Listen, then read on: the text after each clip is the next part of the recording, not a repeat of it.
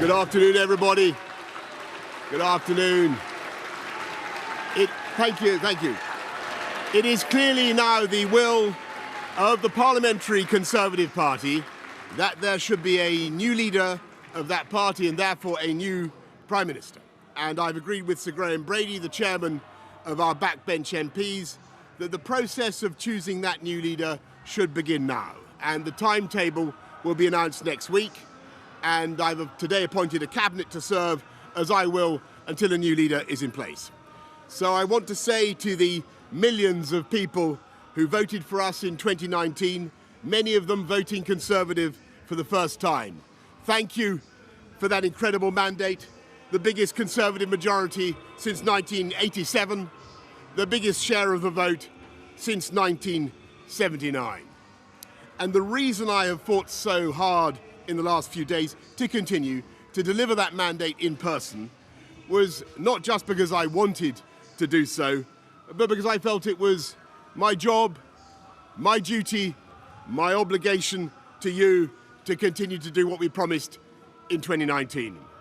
And of course, I'm immensely proud of the achievements of this government, from getting Brexit done to settling our relations with the continent for over half a century, reclaiming the power for this country to make its own laws in Parliament, getting us all through the pandemic, delivering the fastest vaccine rollout in Europe, the fastest exit from lockdown, and in the last few months, leading the West in standing up to Putin's aggression in Ukraine. And let me say now to the people of Ukraine that I know that we in the UK will continue to back your fight for freedom for as long as it takes.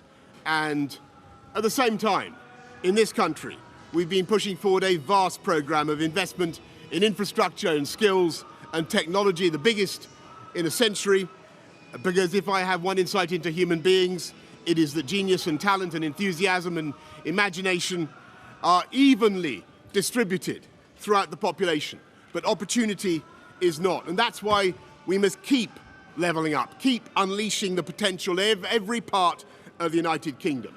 And if we can do that in this country, we will be the most prosperous in Europe.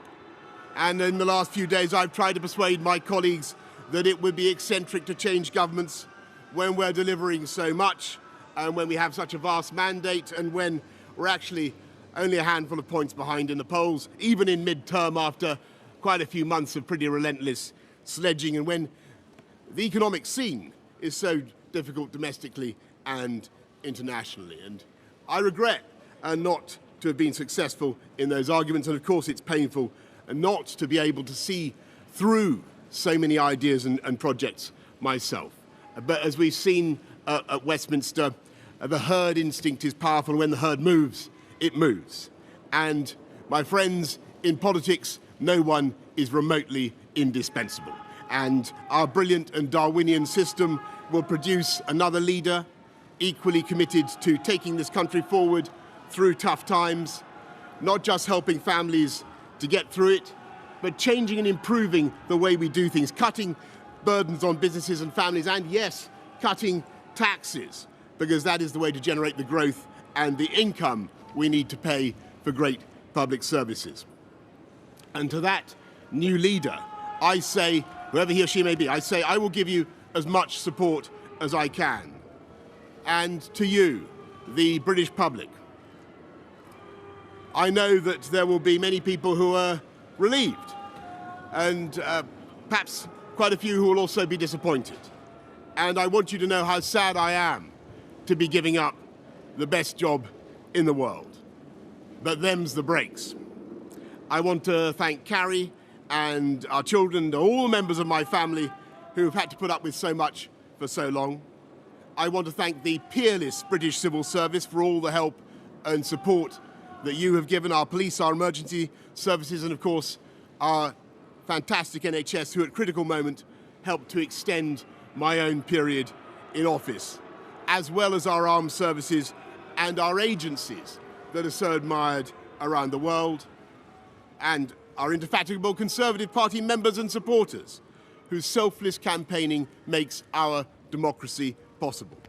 I want to thank the wonderful staff here at Chequers, here at Number 10, and of course at Chequers, and our fantastic prop force detectives, the one group, by the way, who never leak.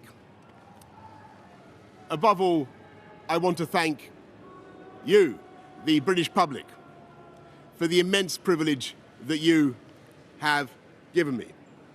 And I want you to know that from now on until the new Prime Minister is in place, your interests will be served and the government of the country will be carried on. Being Prime Minister is an education in itself. I've travelled to every part of the United Kingdom, and in addition to the beauty of our natural world, I found so many people possessed of such boundless British originality and so willing to tackle old problems in new ways that I know that even if things can sometimes seem dark now, our future together is golden. Thank you all very much. Thank you.